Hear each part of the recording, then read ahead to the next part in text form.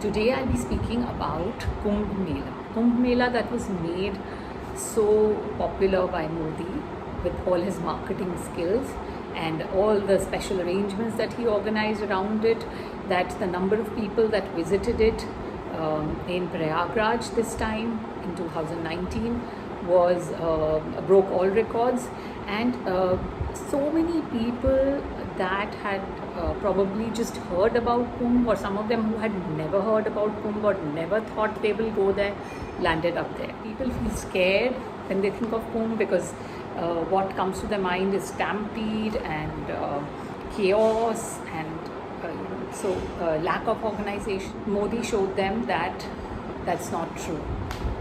Now this practice or the organization of a Kumbh Mela has been happening for years, and I have attended one at Haridwar, at Prayagraj, at Ujjain, and it is pretty well organized. Even before, it was quite well organized, and there are good places to stay, and food and transport, everything was available, and it was very comfortable taking a dip in the water, sacred water. But a lot of people weren't aware of it because it wasn't really marketed. What is Kumbh? So Kumbh is basically a religious gathering. It is the largest religious gathering in the world. It has even been inscribed, so I'll just read that out to you. Inscribed on UNESCO's representative list of intangible cultural heritage of humanity. So it's world's largest congregation of religious pilgrims.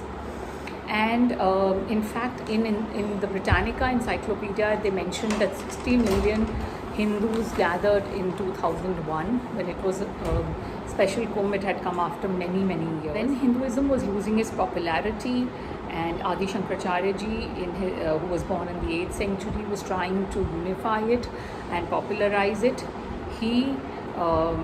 The credit goes to him for actually structuring the Kumbh Mela, and his idea was to make it one of the major Hindu gatherings, or of philosophical discussions where people could discuss and debate about the religion. Before that, there is a brief mention in Rig Veda just about a bathing ritual that is done at Prayagraj.